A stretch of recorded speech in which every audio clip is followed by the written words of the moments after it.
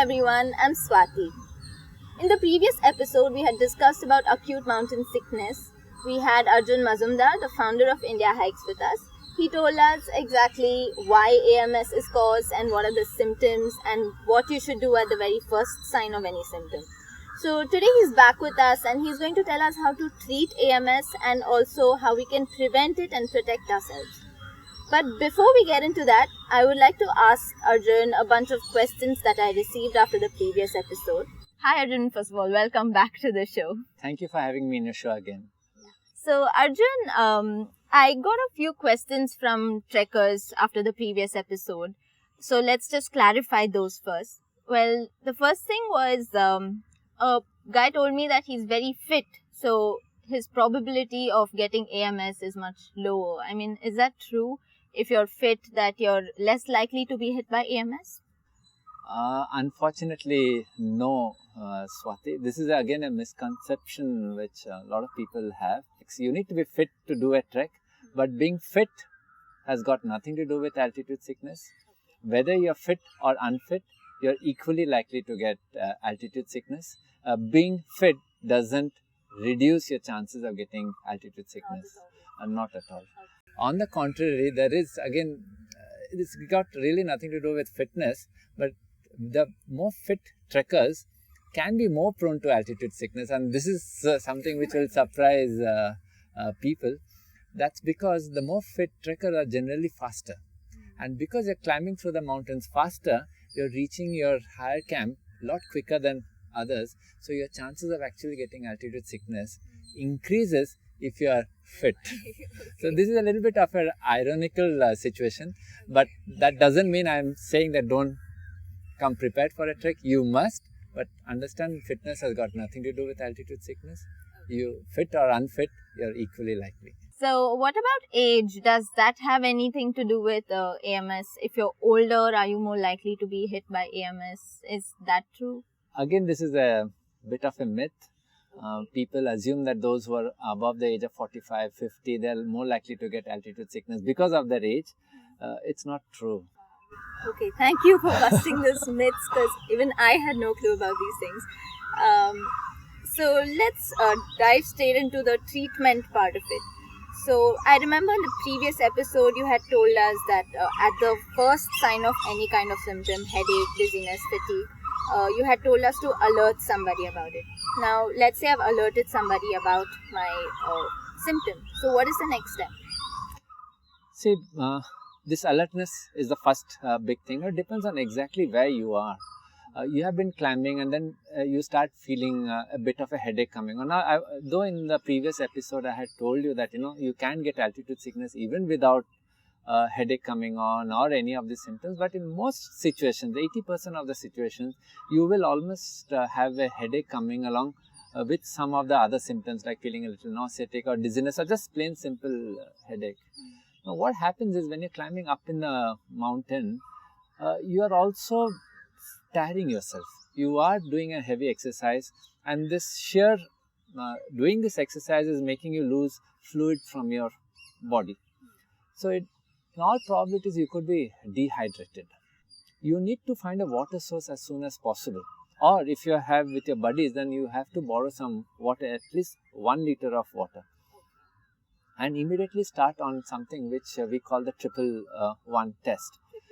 Wherever you are, you could be, your camp could be 1 hour away, your camp could be 3 hours away, or wherever it is. If you have started getting the early onset and you can recognize that, look, I'm feeling a little funny, whatever is the funny, don't try to treat it with something else, but let's start eliminating that you don't have altitude sickness.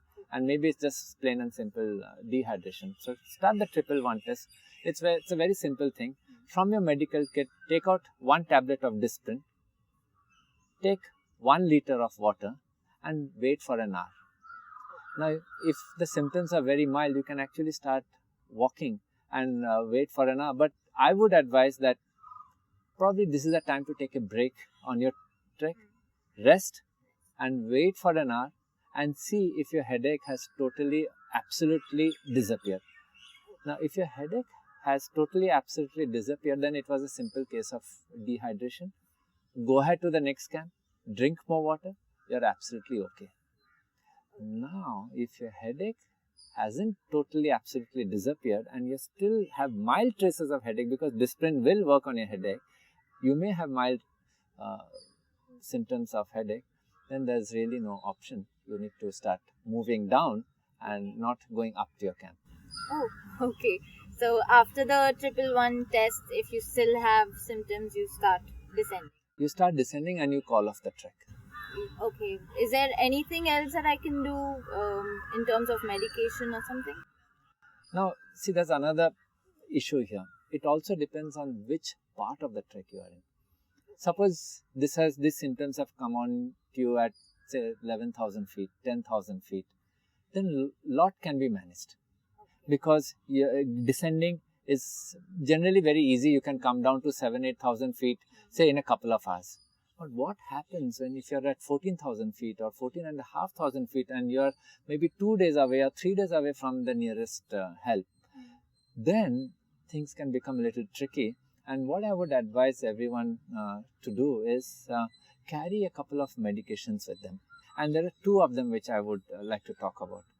One is Diamox, which is the brand name of Acetazolamide, and another is dexamethasone, which we popularly in our trekking circles call it Dex. Now these are readily available medications, and you must always carry it with you. Okay, so should I consult somebody before taking a Diamox, or how much should I take if I'm going to pop it in by myself? Let me now tell you the typical situation that would be happening in the mountains. You have, say, come to camp, it's around 1 o'clock in the afternoon. You feel you have a mild headache coming on. You're not feeling too good. That's when I would suggest start the 111 test. This must take care of the headache bit. If it doesn't, then for sure you have been hit by altitude sickness. If you have been hit by altitude sickness, the next course of action is to now take a tablet of Diamox. Diamox helps you to acclimatize faster. It's a drug which is readily available everywhere. Take a tablet of Diamox. What it's going to do is, it works by taking the bicarbonates out of your body through your urine. It acidifies your blood. When your blood is acidified, your human body's tendency is to hyperventilate, that is, take in more breath. And when you're taking in more breath, you're taking in more oxygen. So basically what it is doing is, it's making you take in more oxygen, it's making you acclimatize faster. So a tablet of Diamox, if you have taken, within 2 to 3 hours, you should start feeling better. Now, if this has happened at 1 in the afternoon or 2 in the afternoon, you are still around 5 or 6 in the evening when you should actually start feeling better.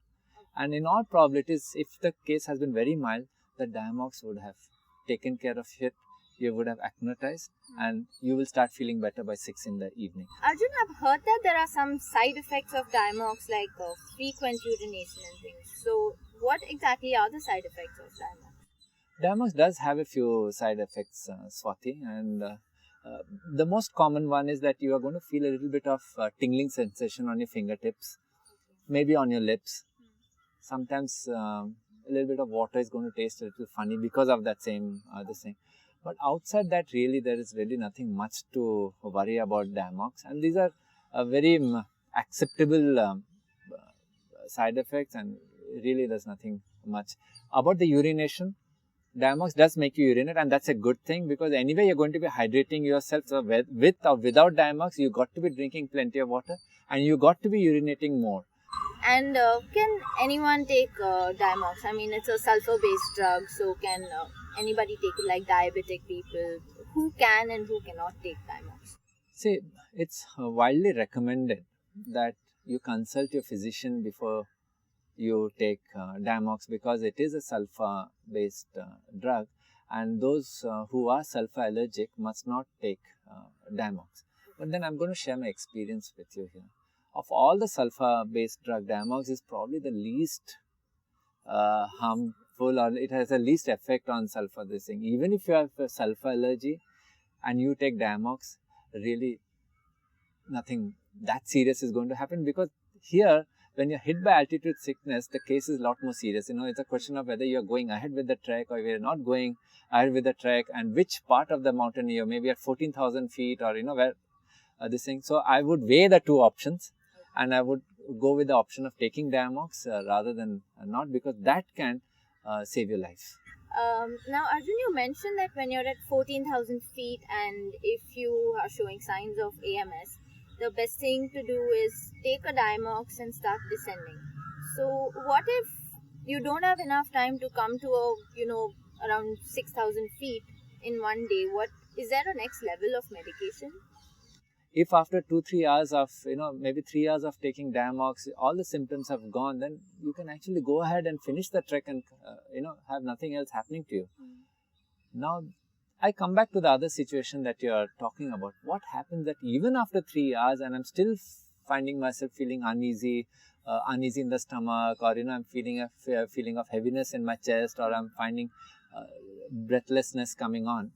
That's when you need to go into part 2 of the medication that I talked about, as I mentioned earlier. Now, suppose even after taking Diamox, you still find that, you have these symptoms coming on, and it is going to only increase, because it's not going to decrease. Take it for sure that these symptoms are not going to decrease. In such a case, dexamethasone is going to give you time to descend. So, immediately, depending on how severe it is, right from 1 mg to 4 mg, depending on how severe the issue is, you can take dexamethasone, and it will give you about 4 to 6 hours to get out of there as soon as possible. So you must descend. There's no question of not descending, but it will buy you that time to descend after that situation, and you will be absolutely okay. So does AMS always go away after descending? AMS almost always will go away once you have started descending. But what, again here I would like to mention that a lot of people misunderstanding descending. They think descending to the next camp. I don't mean that. When I mean descend, you really have got to descend down to 7,000-8,000 feet. That's when you will actually start recovering. Now, suppose you are at 14,000 feet and you have descended to 11,000 feet. I'm not very sure if that's going to help you, though you'll start feeling a lot better. But it may not recover you, because I'm not very sure at which altitude were you affected first.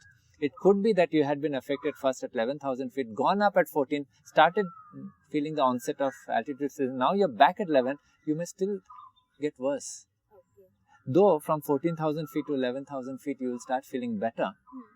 But I would always advise you to descend as much as possible, well below 9 or 8,000 feet. That's when you're safe. Okay, so descending is like a sure shot medication. Yes, it's always. Okay. Now, do you think it's wise to go back up? If I've descended, I feel better the next day, I'm feeling fine. Do you think it's wise to go back on the trek? Yeah, absolutely. If you have descended at about 7,000-8,000 feet and you've taken a day's rest, 24 hours day's rest, and you're feeling absolutely fine, by all means go up, because now you're better acclimatized actually. So go up. Now, most trekkers don't have that kind of a schedule to go up because they are on a tight schedule. But if you do have that time, by all means go up. In fact, you'll do a better trek this time. But again, if you do feel funny, come down. So, Arjun, is there any way to prevent AMS completely before going on the trek or something? See, AMS, the probability of getting AMS can be reduced. I'll talk about 2 ways. One is the natural way, and one is the not so natural way. All right. Now, the natural way is, again, which I advise a lot of trekkers, and they don't do that, is they don't take enough rest. You got to take rest. Now, what happens generally is you're flying in from Chennai, you're flying in from Mumbai, you're flying in from Bangalore, you're coming down to Delhi, and then there's almost always an overnight train journey, and then even after that you are moving on to your base camp, and the next day the trek starts. Now, this is how the schedule of most Himalayan treks is going to be. If you can, you got to take rest. Okay. Probably add in a day to your itinerary before you reach the base camp, maybe a nice hill station on the way or somewhere where you can take a day's rest. Okay. That will greatly help. Your body resting is very, very important. A lot of people don't take enough rest. Say, while on the trek, you have reached your next camp, you have reached an altitude of say 9,000, 10,000 feet or 11,000 feet. You have reached camp at 1 o'clock. avoid moving around too much. Take rest in the afternoon. Maybe take a nap. That will really, greatly reduce your chances of getting altitude. I'm not saying it's going to prevent it. Absolutely. But it does reduce. Body taking rest is very, very important. Now, a lot of people don't do that. Another one is, of course, keeping yourself hydrated.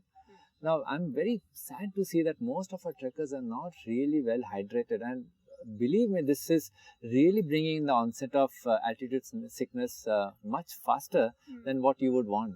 So maybe 2-3 days before the thing, you must keep your body so hydrated, and it's not easy considering that you're traveling all the time.